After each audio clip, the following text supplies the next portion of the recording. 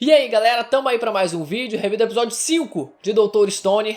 Esse frio tá foda, mas só fui sair na rua hoje que eu já fiquei resfriado, é incrível isso. Nariz, eu nem preciso mijar, aliás, porque de tanta água que sai pelo nariz, já não tem mais o que sair pelo pinto.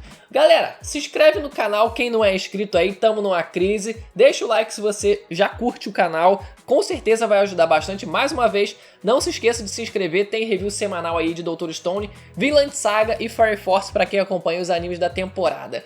Vamos começar a falar desse episódio porque ele foi bem simples, ele é dividido em duas partes. A segunda parte nem tem muito o que falar tanto assim, é mais da primeira parte. Então vamos logo partir.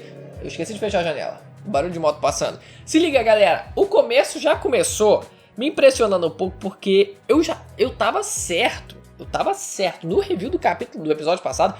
Eu tava certo de que alguém dos humanos que tinham aparecido lá durante o episódio ia salvar os 100 anos, mas não, ele realmente levou a porrada e já fiquei surpreso por conta disso. Eu fiquei, mano, não, mas peraí, ele caiu no chão, mas não apareceu ninguém e ele levou a porrada mesmo? É isso mesmo? Levou a porrada mesmo e aí a gente descobre depois o que diabo aconteceu. Eu fiquei, mas não é possível. Levou a porrada e vai ficar por isso mesmo? Não, ele de fato foi atingido, levou a porrada na nuca e vamos chegar lá. Antes dele ser salvo, tem toda a estratégia do Taiju e da Yuzuriha, que eu sempre fico confuso quando falo o nome dela, Yuzuriha. Eles conseguem fugir, conseguem armar uma estratégia para conseguir fugir do Shishio. Eu fico impressionado como, principalmente o Taiju, ele conseguiu manter a sanidade depois de saber, que, pelo menos achar que o amigo dele tinha morrido ali naquele momento. Ele achava que o maluco tinha morrido, ou quase tinha morrido, ou estava à beira da morte, alguma coisa do tipo, mas ele ainda estava com esperança de conseguir fugir com o corpo do Senku de lá. Então eu fiquei impressionado dele ainda conseguir manter a sanidade, mesmo depois do próprio Shishio achar que ele ficaria louco. Ele considerou duas possibilidades, ou ele ia tentar salvar, né, tentar pelo menos proteger a garota, ou se não fosse proteger ela, ia ficar louco, perder completamente a sanidade, ia partir pra cima dele. Essas duas possibilidades, mas ele não considerou a terceira, que é ele de fato conseguir manter a sanidade e conseguir bolar alguma estratégia para eles conseguirem fugir de lá. E é esse efeito de surpresa que é fundamental para eles conseguirem fugir de lá. Basicamente ele joga a pedra para cima para distrair o Shishio, ao mesmo tempo que a garota vai lá e joga a pólvora na direção dele, e basicamente os dois tocando no outro se explodem e aí eles conseguem, né, fugir de lá. Eu ainda fiquei bolado com a parada do fogo, que o maluco simplesmente pegou. Eu já esqueci de dizer isso, mas mais uma vez, além do socão no leão, tem essa nesse episódio que o maluco tá pegando fogo no corpo inteiro, praticamente. Tira a roupa aqui e tal, não sei o que, tá de boa assim, o braço tá pegando fogo, show de bola, não me afeta não. Ele mesmo fala, você já devia esperar, você provavelmente já sabia que isso não ia causar dano praticamente nenhum em mim. Tipo assim, o maluco tá pegando fogo e foda-se. Enfim, eu vou talvez entrar de volta nesse papo aí, né, da premissa da história, lá pro final, porque toda semana ficar martelando o mesmo assunto, eu acho que cansa, então vou deixar pro final do anime pra comentar de forma mais geral depois, né, quando o assunto desenvolver melhor, quando o pessoal for desenvolvendo os argumentos e tal, eu toco nesse assunto de novo lá pro final. Então vamos deixar pro final, vamos seguir em frente agora com esse episódio. Quando eles tentam salvar o Senku, tem um flashbackzinho, né? Eles basicamente lembram de uma cena onde o Senku ele fala se ele tivesse numa situação como essa, né? O que ele faria, quem ele salvaria, né? Um amigo, enfim, a garota, nem lembro qual eram as possibilidades. Mas é basicamente ele considerando a possibilidade, né? Ele afirmando que se tentaria salvar, tentaria arrumar algum jeito de conseguir salvar todo mundo. Então, eles levando isso como base, eles conseguem chegar à conclusão de que não é possível. Ele tem que ter feito alguma coisa, ele tem que ter deixado alguma pista pra gente saber que ele tá vivo e que ele armou tudo isso. E aí é que entra a parada dele ter ainda um pedaço de pedra de petrificação na nuca. E o maluco ter dado a porrada bem ali no local certeiro onde tinha a pedra, o que eu acredito que tenha diminuído o dano, tenha feito ele obviamente apagar, né? Ele apagou, mas não tenha causado a morte dele. De alguma forma protegeu a nuca dele, né? O osso, a espinha dele. De primeiro, eu vou confessar pra vocês que eu senti muito a sensação daquelas cenas onde, tipo assim, aqueles relatos onde o maluco ele levou o tiro e pegou, tipo, sei lá, na moeda que tava guardada no bolso da roupa dele. Ou, tipo, pegou na Bíblia que ele tava carregando, sabe? Um negócio assim que tu ouve e tu fala, caraca, mano. foi um milagre, só pode ter sido um milagre. De cara eu lembrei dessas cenas e obviamente essas coincidências são possíveis no mundo real, mas numa história fictícia a gente fica bem improvável de acontecer, né? Mas tudo bem, depois eu refletindo sobre a história, tudo bem.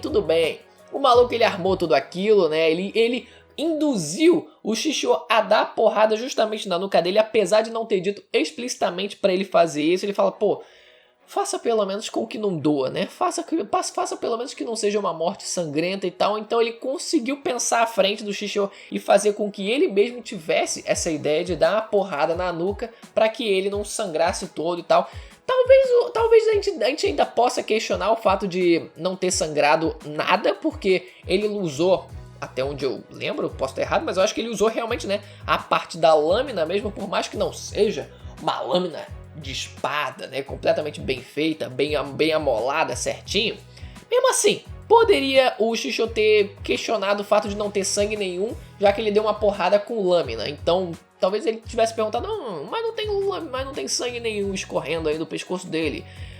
Tá estranho isso. Enfim, a ideia era, a princípio, né, ser uma morte sem sangue, que não jorrasse sangue nenhum, mas mesmo assim, uma porrada de lâmina, por mais que não seja tão bem afiada assim, cortaria um pouco da pele. Então talvez ele pudesse ter conferido o corpo aí. Mas enfim, ele também não esperava que fosse, né, um plano Senku. Então meio que dá pra passar batido, né? Daria pra dizer que se tivesse escorrido algum pouco de sangue, teria escorrido pra dentro da roupa. A gola alta da blusa dele também talvez tivesse escondido. Enfim, dá pra gente argumentar, dá pra gente passar um pano nesse detalhe. E agora a gente parte para a segunda parte, galera. Tem todo o flashback aí novamente de quando o Senku ele acordou e todo o processo dele conseguindo se adaptar àquele mundo, né? Seja conseguindo produzir fogo, ele não consegue produzir fogo basicamente, né? Não inventa fogo.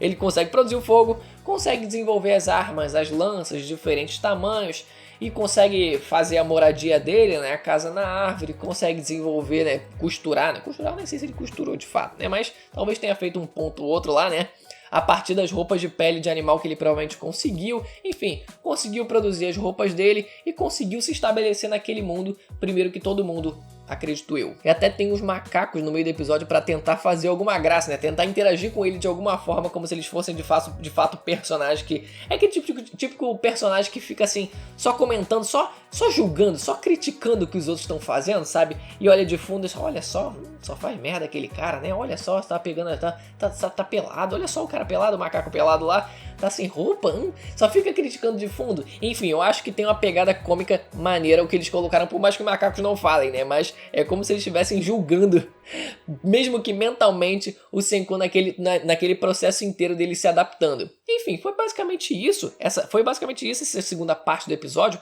Eu só senti falta de os humanos terem aparecido nesse episódio, né? Os humanos que tinham aparecido no episódio passado, por mais que eles não tivessem salvado o Senku, por mais que eu estivesse errado em relação a isso, não tenho problema nenhum em estar errado em relação a isso. De qualquer forma, foi interessante o modo como ele lidou com a situação, né? O próprio Senku mesmo, sem ajuda nenhuma de humanos, né?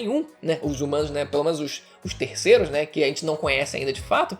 Tudo bem, mas ainda assim, no episódio passado eles apareceram, então eu fiquei achando que eles poderiam ter algum envolvimento, pelo menos a aparição de fato deles nesse episódio, que eu senti falta disso, porque por mais que o flashback nessa segunda parte faça sentido dentro da história, afinal, é como se o Senku tivesse voltando à vida, então é como se ele tivesse naquele momento, tipo assim, meu Deus, eu vou acordar, então tem aquele momento onde a gente tem esse espaço pra ter o flashback dele. Eu só senti que foi talvez um pouco grande demais. Tudo bem, a fluidez desse flashback foi perfeita, eu não tenho do que reclamar. Talvez se tivessem linkado no final do episódio com os humanos que apareceram no episódio passado, talvez eu não sentisse que as coisas ficaram tão desconexas assim. Enfim, é detalhe meu, bobeira minha, não significa de forma nenhuma que o episódio tenha sido ruim por conta disso, né? Tem brecha pro episódio que vem eles serem mostrados, tem, aliás, mais 7 episódios para os humanos serem mostrados, enfim. Talvez no próximo a gente já tenha eles. Vamos esperar que sim, pelo menos eu espero que sim. E galera, esse foi o episódio, espero que você tenha gostado, bem simplesinho. Deixa o like se você gostou do vídeo mais uma vez, se inscreva no canal, review semanal toda semana. Ativa também o sininho para receber as notificações dos próximos vídeos. Vou ficando por aqui, até a próxima, tchau!